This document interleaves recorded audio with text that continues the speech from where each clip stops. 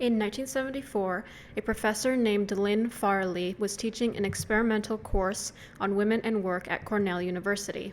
During one of the classes, students talked about, in particular female students talked about, disturbing behavior they'd been subjected to on summer jobs that ended up pushing them out of the jobs. At the same time, 44-year-old administrative assistant Carmita Wood quit her job after becoming physically ill due to the trauma of severe sexual misconduct at the hands of Cornell physicist Boyce McDaniel. Lynn Farley caught wind of this, and in response, she and two other Cornell colleagues, Susan Meyer and Karen Sauvigny, found a lawyer for Wood and brainstormed to coin a term to describe what had happened to Wood. The term ended up being sexual harassment. At the time of the assaults and shortly thereafter, Wood didn't have the language she needed to be able to fight for her case to get unemployment benefits after resigning permanently, or really deal with the trauma from the assaults. That was the point of Lynn Farley and the other colleagues' role in all of this. Wood was up against a man of high position within one of the top academic institutions in the country. And if there's one thing we know about our culture, it's that people will do anything to defend a man's reputation. The professors then proceeded to hold a speak out in a community center in Ithaca in May of 1975. A speak out is an event in which people share their personal experiences and or views in a public setting. It's a technique that had been used effectively to articulate the issues of abortion and rape in the past.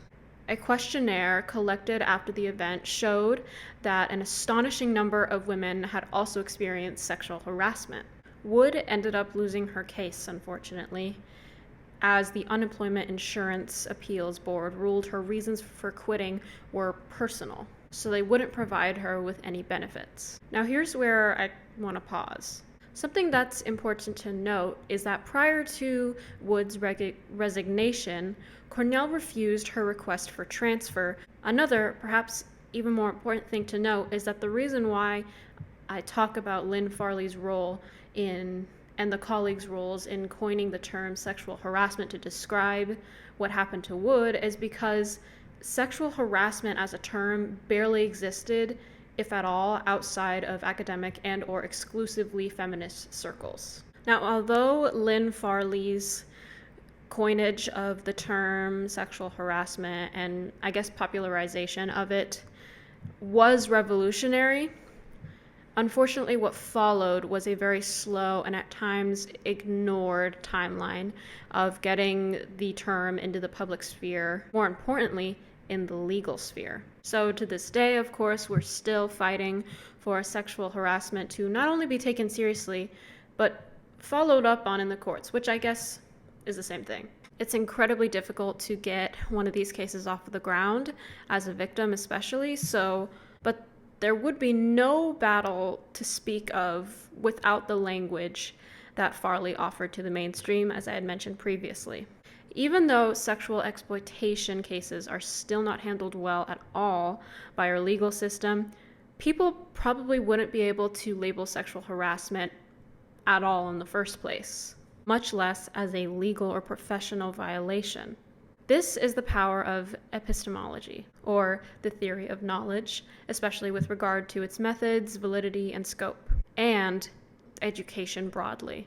This is the power to communicate and name your experiences. So hello, welcome back, or welcome. Today I'm talking about epistemic injustice. Epistemic injustice is usually split into two categories: testimonial injustice and hermeneutical injustice. British philosopher Miranda Fricker states that testimonial injustice is a kind of injustice in which someone is wronged specifically in her capacity as a knower. So what causes testimonial injustice? According to Rachel McKinnon, identity prejudices based on stereotypes create the credibility deficits that produce testimonial injustice. So for example, imagine you're a woman and you accuse your neighbor of murdering someone. You have proof, or at the very least, very good reasons to believe that he did it. Say you saw a shovel with blood on it by a suspicious mound of dirt in your neighbor's backyard, and he's been acting very strange. Maybe he was also the last person to ever see the victim alive. All of this would be worth investigating, right? But then say everyone around you dismisses you and your testimony because women are naturally too emotional, and this emotionality is at odds with rationality. Even if they don't say right out that it's because you're a woman, they make assumptions based off of gendered stereotypes. In this hypothetical, you suffer a credibility deficit due to an identity prejudice. Even though you are probably right about your neighbor, this is testimonial injustice. Let's flip the script a bit and look at another different example of what testimonial injustice can look like. Miranda Fricker actually uses To Kill a Mockingbird as an example of an innocent person who didn't do anything wrong being victimized by testimonial injustice. Tom Robinson, a black man in 1935 Alabama, is falsely accused of raping a white girl, Mayella Ewell. I'm probably butchering that. I have not read the book in a very long time. When Tom is on trial, after Mayella's testimony, Tom testifies that he would often help Mayella with repairs and work around her very rundown house. When asked why he would do this, and for free, Tom answers, "I felt sorry for her. She seemed to try more than the rest of them." The prosecutor responds, "You felt sorry for her? You felt sorry for her." In a deeply racist society, this was inconceivable. How can a black man ever feel sorry for a white woman? So the white prosecutor, along with the white judge and jury and white onlookers, completely discount Tom's assertion. This is another example of someone suffering a credibility deficit due to an identity prejudice. However, stopping this example here would only be part of the story. See, this is one of Miranda Fricker's core hypotheticals for testimonial injustice. And what she fails to address in this example is what Jose Medina coins the role of credibility excesses, which produce the credibility deficit in others in the first place. Tom's credibility deficit does not appear out of thin air. As stated previously, it's rooted in an identity prejudice that was created by the society Tom lives in, but is further supported and kept alive, if you will, by Mayella's and the other white participants' weaponization of her white femininity. Her white femininity, and whiteness generally, being her credibility excess. Quote, critical to Medina's view is that credibility is not a distributive good, as it is for Fricker. Rather, we should conceive of credibility as interactive and as involving implicit comparisons and contrasts, potential comparison and contrast classes that operate counterfactually. Accepting that credibility has no distributive nature, there is nonetheless an intimate relation between credibility excesses and credibility deficits. Now for hermeneutical injustice. The best way to understand this kind of epistemic injustice is by looking at it like it is an economy. Much like a regular economy, the distribution of resources is not uniform. Some have more, and some have less. In this case, the unevenly distributed resources are the concepts, credibility, and knowledge. Quote, this is where a socially disadvantaged group is blocked, whether intentionally or unintentionally, from access to knowledge or access to communicating knowledge to those in more socially privileged locations, due to a gap in hermeneutical resources, especially when these resources would help people understand the very existence and nature of the marginalization. As an example for hermeneutical injustice, when people and or institutions try to block the usage of the term white privilege in children's education specifically, why exactly do you think they're doing that? It's because by making it as though the thing being labeled, in this case privilege, white privilege, does not exist at all, You have a massive foot in the door of programming the way people think by denying the existence of racism, by denying the existence of white privilege. This is way more effective in many ways than trying to delegitimize the concept of people who already know about its existence and its effects. Why just cut the stem when you can uproot the whole seed itself? See, the injustice is still there. The racism is still there, whatever kind of injustice it is. It's all still happening and has been happening. But if people don't even know how to describe or name what's happening, either to them or to other people, it's a lot more difficult to dismantle systems of oppression. Rebecca Mason, for example, notes that there are two kinds of ignorance resulting from hermeneutical injustice. Marginalized persons may lack the hermeneutical resources to understand their own experiences or oppression, and persons in dominant social groups may remain ignorant of the oppression of marginalized groups.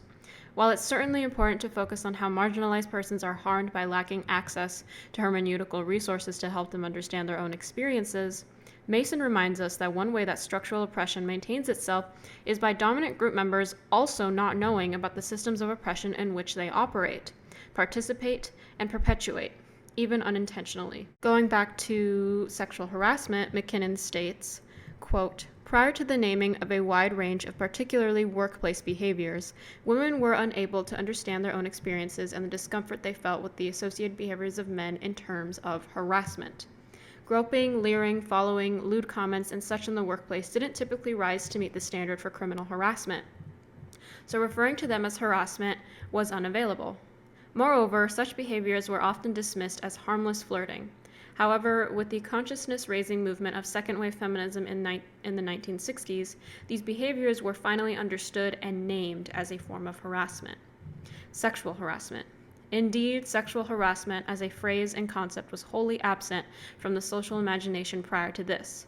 However, once named, women were able to understand their own experiences, and they were able to communicate their experiences to others." So I also wanted to talk about the fact that even if the marginalized group in question does have the hermeneutical resources they need, that doesn't mean that they'll be listened to.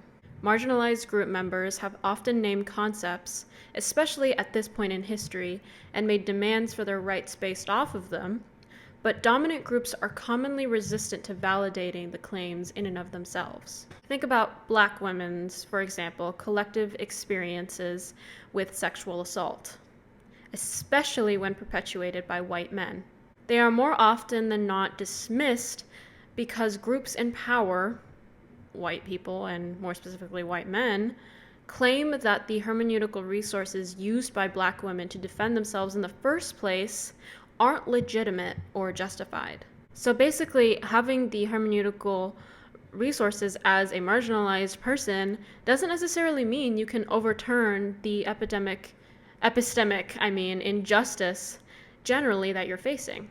Dominant groups, quote unquote, can still actively choose to remain ignorant. They often do. I think most of the time they do. This is what Gail Polhouse Jr. calls willful hermeneutical ignorance. Quote, "Dominantly situated knowers refuse to acknowledge epistemic tools developed from the experienced world of those situated marginally. Such refusals allow dominantly situated knowers to misunderstand, misinterpret, and or ignore whole parts of the world." So if oppressors and historically oppressive groups can simply deem hermeneutical resources as unacceptable and invalid whenever they please, you've kind of hit a wall. Yes, people having the language and ability to communicate/describe their experiences is critical, but it is only one part of the equation. What happens if, say, you are, going back to the Black woman example, a Black woman accusing a white man of rape in a racist and sexist environment? I mean, that's everywhere, but like a particularly hostile environment. Maybe a workplace dominated by white men and really unbelievably hostile to people like you. Even though you have the hermeneutical resources, we're assuming in this hypothetical, to identify what happened and your next plan of action, would it even be worth it if seemingly no odds were in your favor because of your environment? even if the allegation were to go to court, is the public scrutiny from all around you, even the people meant to be bipartisan, that is, the judge, jury, everyone in the actual legal process, worth it? The legal fees, potential, and very probable death threats and public harassment during and following the court proceedings, and also the fact that it is very unlikely that your coworker is held accountable. All of this in mind, why even try? Christy Dotson calls this phenomenon testimonial smothering, when someone is pushed into withholding their testimony. So it is still not enough to solely have and or provide epistemic resources. Like I said before, it is only one part of it all, but nonetheless still important. And the fact that culturally, I would say, we can see just how insidious the recent attempts to erase a lot of language from public spheres are, at least referring to the US, means that we have the capability of protecting that first part of the equation. In that way, I would say that there is hope.